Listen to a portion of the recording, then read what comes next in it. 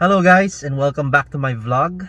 We are here in Banawe kasi magpapakabit tayo ng tint. We're having tint installed para ready na tayo sa mga long drives natin next time, and we can drive comfortably and also at the same time be able to protect whatever is inside the interior from the harmful UV rays. We're just waiting for RoadFit QC to be open, and then papasok natin yung car and then i-install na nila yung tint.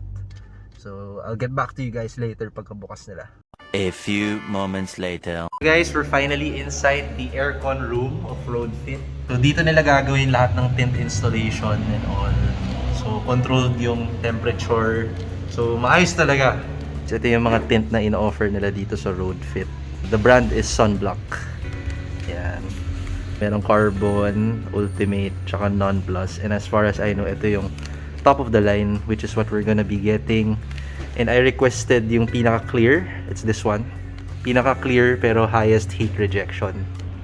So, tinatanggal ni Kuya yung no? Kasi alam nyo naman guys, frameless to. So, kailangan umangat yan para malagay nila yung tint ng maayos. So, professional si Kuya dyan. Alam niya yan. Ayan o, nakasagad na siya sa taas.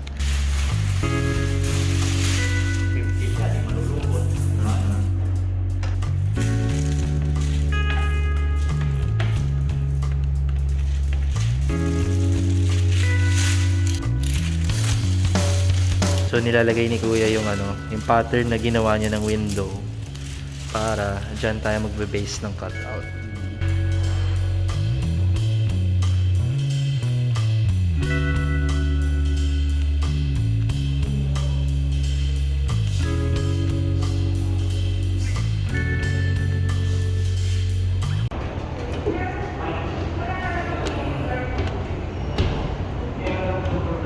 Ayan guys, so nakabit na ni Kuya yung tint sa side na to. And ganito yung itsura niya.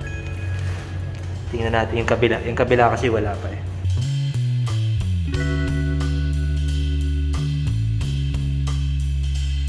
One hour later.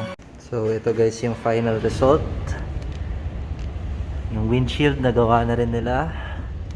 And huwag kayong magtaka kasi may tissue sa side. Sabi nila ito daw ay para hindi tumuklap yung edges ng tint kasi bago pa lang eh.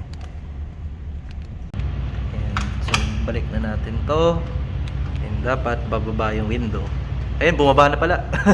Bumaba na yung window kasi kinabit na natin ulit. Shout out kay Kuya Aldwin. Professional to guys. Ang galing mag-install ng tint. Talagang maayos yung gawa. Kayo Kuya, anong pangalan nyo? Shout out, shout out. Money pa cute. We are finally back on the road. Nakabit na nila RoadFit yung Sunbloc na tint natin. Yung kinuha natin yung pinaka top of the line nila. It's this one. And yun, so nakakabit na siya sa car. And right now, nakabilad tayo under the sun. And I can obviously feel yung difference niya kasi parang hindi na masakit sa balat yung araw pag pumapasok ng car. Ito yung itsura niya. Ayan o, clear na clear. So anyway guys, we're gonna go home, gonna have lunch, and then balikan ko kayo, baka may gawin pa tayo pagka-uwi. The next day. We are finally home with the GR Yaris, and as you can see, yan yung mga tissue, hindi ko pa rin tinatanggal kasi sabi nila ni RoadFit, around 3 days to 1 whole week daw bago tanggalin, and ibilad daw sa araw. So, as mentioned before in one of my vlogs, some spacers won't actually work with the GR Yaris. So right now, we're gonna be taking off the wheels and proving that to you and showing you kung bakit hindi pwede yung mga basta-bastang spacer lang for the GR Yaris. So let's first open this regular Digicam wide thread spacer. So this is your typical spacer wherein it uses new studs. These holes, ito. So dito papasok yung stock studs ng car sa mga holes na yan. And then you're gonna screw it using these supplied nuts, and then yung lug nuts mo dito na sa bagong stud kakapit. So that's your typical spacer, regular spacer.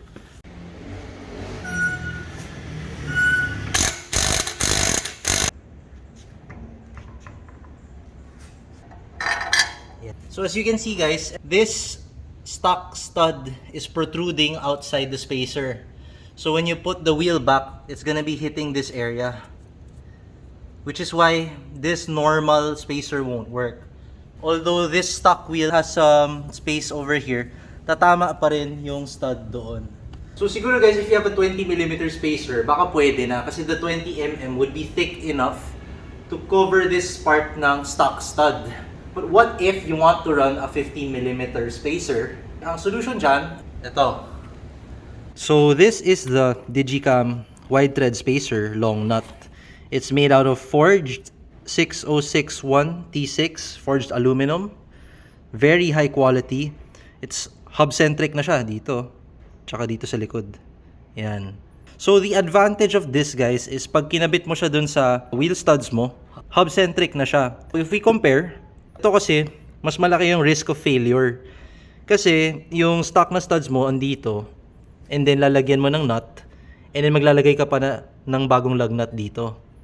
Ito naman guys, this is the safest for me because this still uses your stock studs. It's called the long nut because it literally has long nuts. These nuts! And then, pag nilagay mo siya ng ganyan, itong long nut will go like that. So it still uses your stock studs. Asan dyan yung point of failure? Wala, di ba? Parang it's as if you're running without any spacers.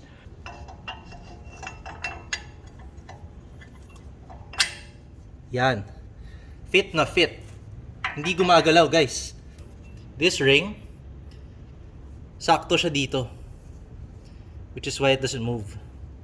Yan. So, super safe yan.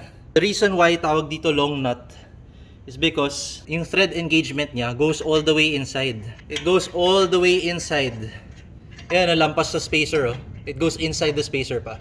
So hanggang dun sa pinakadulo pumapasok yung yung thread engagement niya. Which is why this is actually a super duper safe spacer. Isa pa pala guys na advantage nito is hub-centric na rin tong labas. So tanggalin natin siya. So if we put it here ng ganyan, walang play, walang left-right na play. So that ensures a super good fit. So we have the spacer on, and this is what I'm talking about regarding thread engagement. So this is the wheel, and that's the spacer right there. And the lug nut goes all the way through. See? Put this there. And it's going to go all the way through.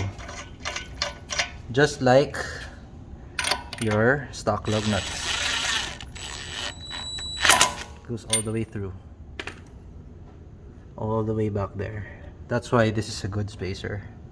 One eternity later. We are finally done installing the Digicam wide thread spacer long nut on the GR Yaris, and pawis na kami. Anyway, here is the final result. Yeah. So it's definitely more aggressive now. Let's take a look at the other side. Here it is guys from the other side. So fitment check. Of course, hindi pa tayo lowered, so it looks a bit lifted. Pero fitment check, 15mm spacer.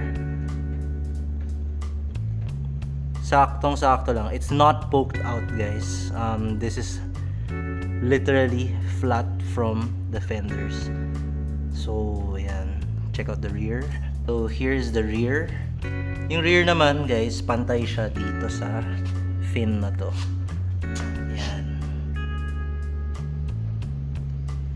So ayan guys, more aggressive look. Actually, even the GR garage in Japan claims na pag naglagay ka raw ng 15mm spacer, it's gonna make the ride more comfortable daw. Well, it makes sense naman because if the wheel is more out, then the suspension arm has more leverage to, you know, move. Simple physics, but I'm not sure if I'll be able to feel that. But yeah, ito yung look niya guys, and ako, I'm a really big fan of the stock wheels plus lowered look. And yan, ito, naka-spacers na siya. Kulang na lang lowering, oh. Tapos maganda na siya. So yeah, don't forget guys, itong Digicam wide thread spacer is available in my dad's page, Peter's Garage PH. So just message him if you want to purchase your own Digicam wide thread spacer long nut. That's it for this vlog. So nagpatint tayo and we installed the Digicam wide thread spacer long nut. I hope you guys enjoyed this vlog. If you did, don't forget to hit that like and subscribe. I'll see you guys next time. And ayun, ingat kayo. Bye!